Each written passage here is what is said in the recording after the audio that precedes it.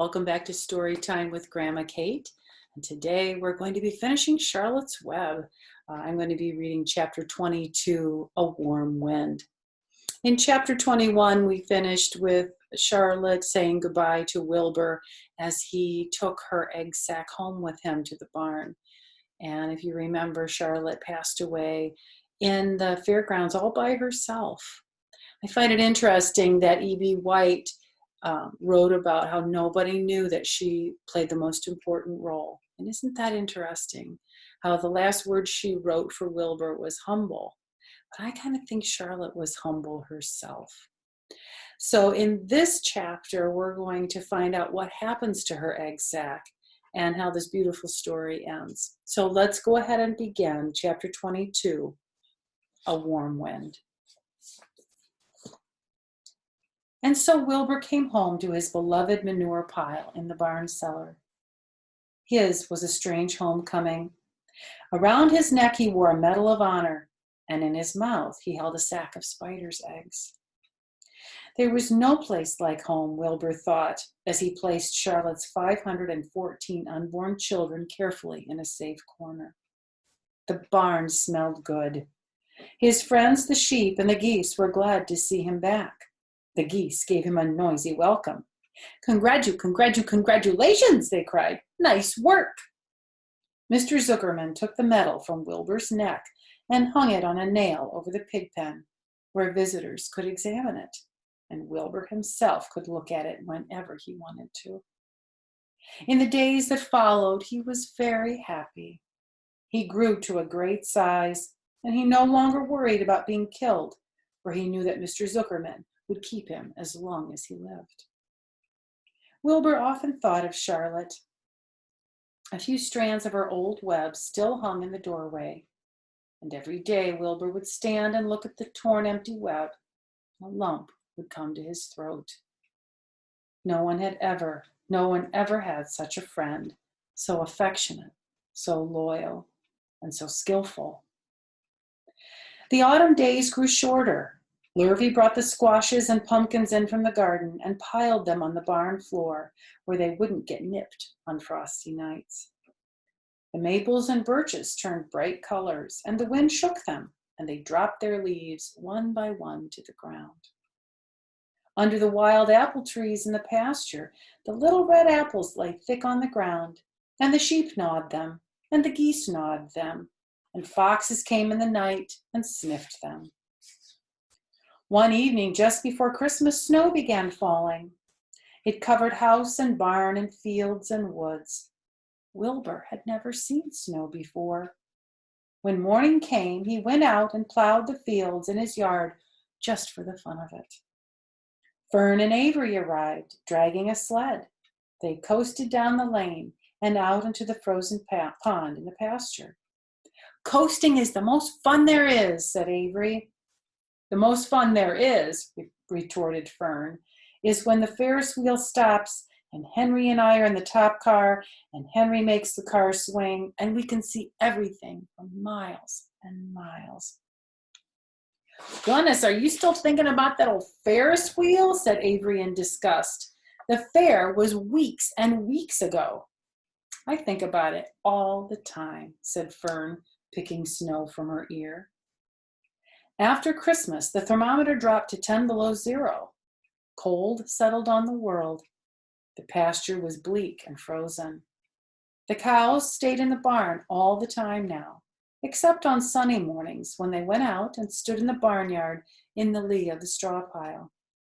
The sheep stayed near the barn too for protection, and when they were thirsty, they ate snow.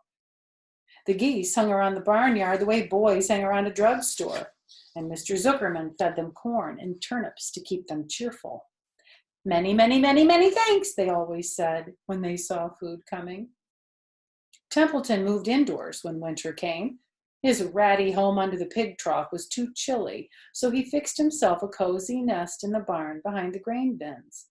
He lined it with bits of dirty newspapers and rags, and whenever he found a trinket or a keepsake, he carried it home and stored it there.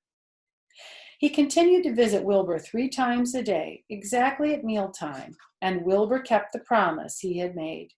Wilbur let the rat eat first, and then when Templeton couldn't hold another mouthful, Wilbur would eat.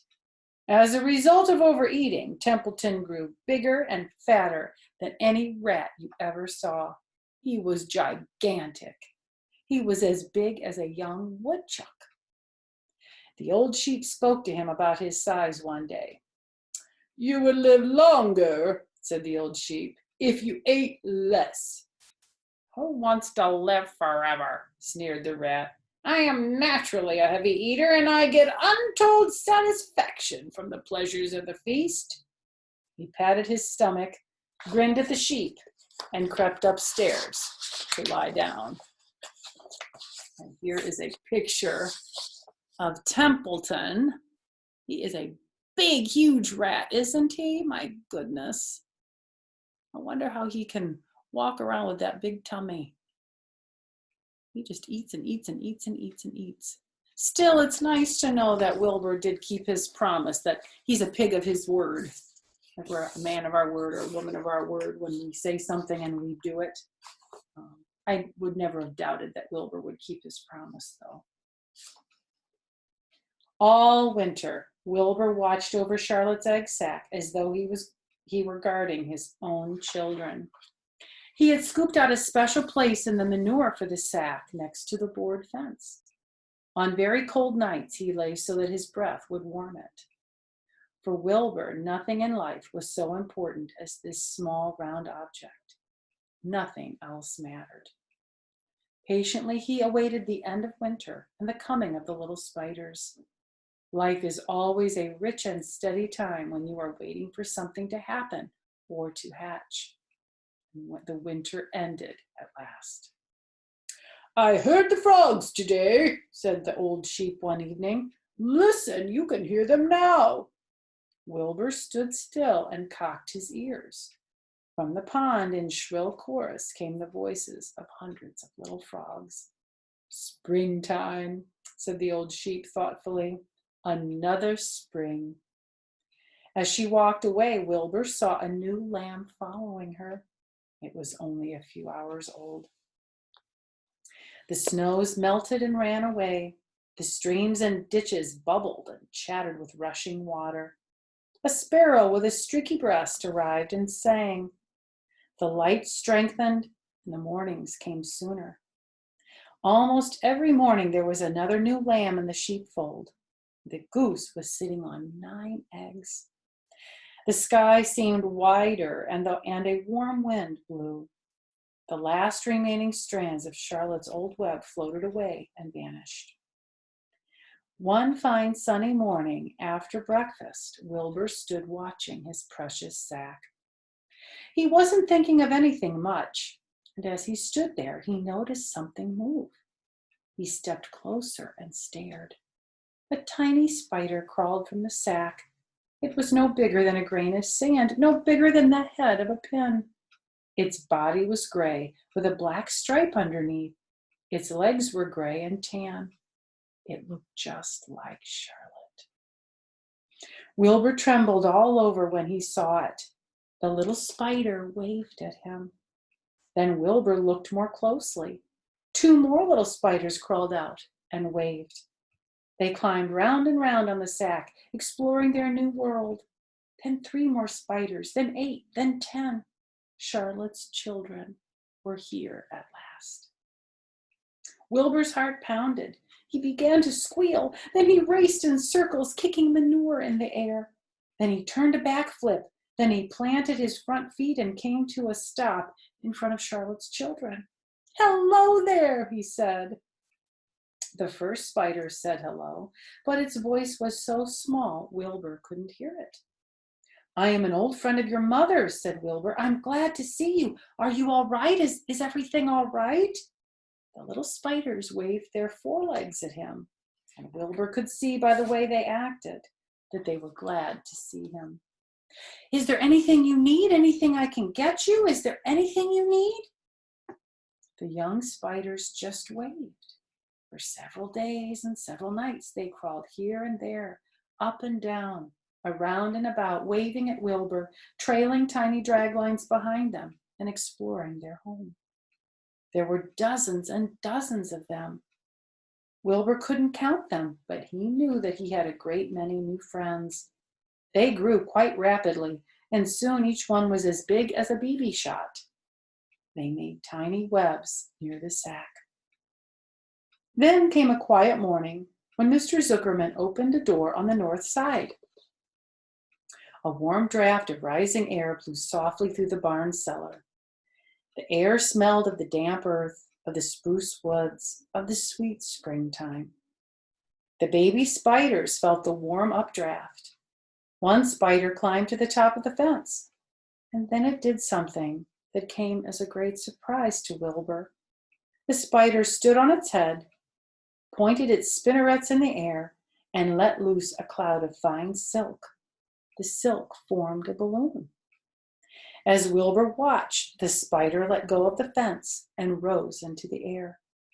"Goodbye," it said as it sailed through the doorway. "Wait a minute," screamed Wilbur. "Where do you think you're going?" But the spider was already out of sight. Then another baby spider crawled to the top of the fence, stood on its head, made a balloon, and sailed away. Then another spider, and another. The air was soon filled with tiny balloons, each balloon carrying a spider. Wilbur was frantic. Charlotte's babies were disappearing at a great rate. "Come back, children," he cried. "Come back." "Goodbye," they called. "Goodbye, goodbye." And here's a picture of Wilbur watching all those spiders fly off. Do you remember when Charlotte told him the story about relatives of hers that were aeronauts, that they would make balloons and they would fly? I wonder if that's why these spiders are doing that. They're all kind of related, huh? At last, one little spider took time enough to stop and talk to Wilbur before making its balloon. "We're leaving here on the warm-up draft. This is our moment for setting forth. We are aeronauts, and we are going out into the world to make webs for ourselves." "But where?" asked Wilbur. "Wherever the wind takes us. High, low, near, far, east, west, north, south, we take to the breeze. We go as we please." "Are all of you going?" asked Wilbur. "You can't all go. I would be left alone with no friends. Your mother wouldn't want that to happen, I'm sure." The air was now so full of balloonists that the barn cellar looked almost as though a mist had gathered. Balloons by the dozen were rising and circling and drifting away through the door, sailing off on the gentle wind. Cries of "Goodbye, goodbye, goodbye" came weakly to Wilbur's ears. That means they were really teeny tiny little voices. Weakly doesn't mean like you aren't strong. It means it's a very quiet sound. He couldn't bear to watch any more. In sorrow, he sank to the ground and closed his eyes. This seemed like the end of the world, to be deserted by Charlotte's children. Wilbur cried himself to sleep. When he woke, it was late afternoon. He looked at the egg sack, and it was empty. He looked into the air, and the balloonists were gone. Then he walked drearily to the doorway where Charlotte's web used to be. He was standing there thinking of her when he heard a small voice.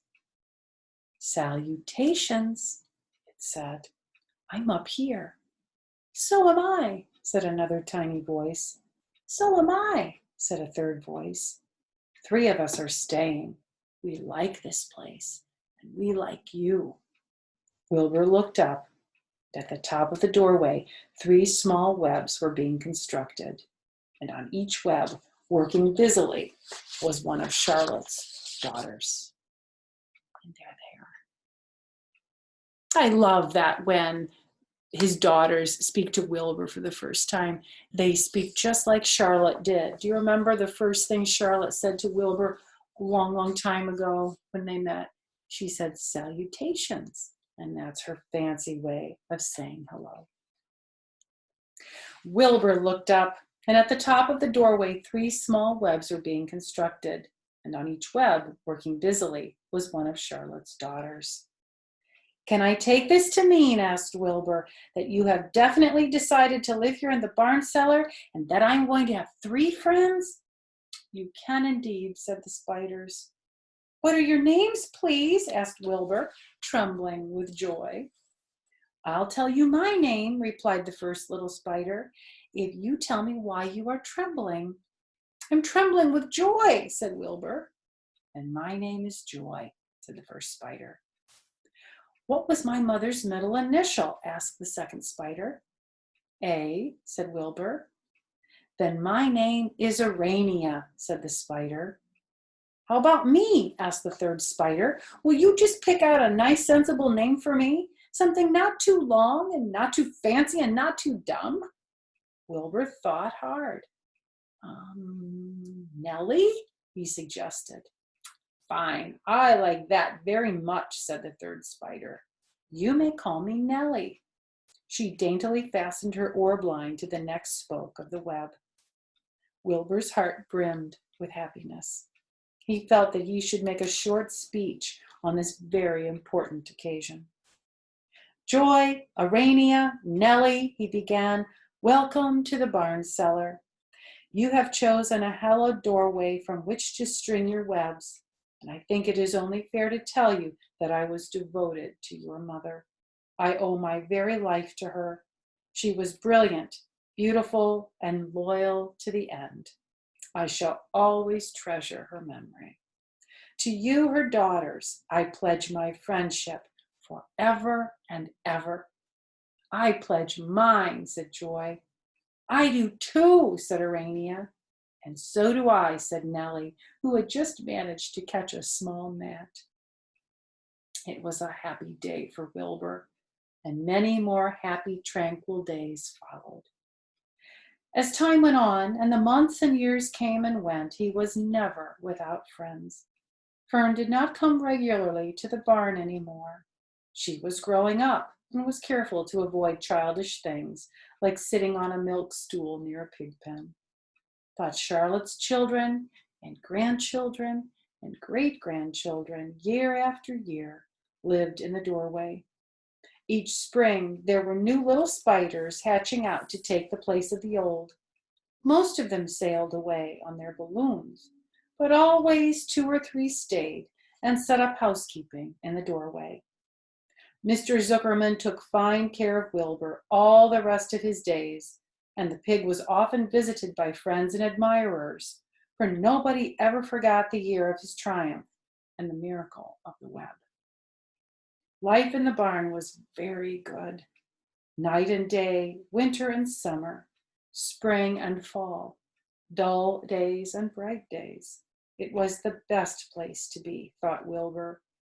This warm, delicious cellar with garrulous geese, the changing seasons, the heat of the sun, the passage of swallows, the nearness of rats, the sameness of sheep, the love of spiders, the smell of manure, and the glory of everything. Wilbur never forgot Charlotte. Although he loved her children and grandchildren dearly, none of the new spiders ever quite took her place in his heart. She was in a class by herself.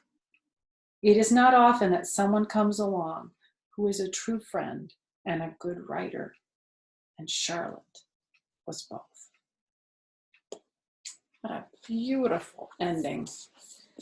I'm so thrilled that I was able to share Charlotte's Web with you. What a beautiful story. And I hope you enjoyed listening as much as I enjoyed reading it to you. And maybe from now on, you might think like I do whenever you see a spider crawling around or you watch a spider spin a web. You might think that could be one of Charlotte's children. So until our next story time, have a wonderful day, and I will see you soon.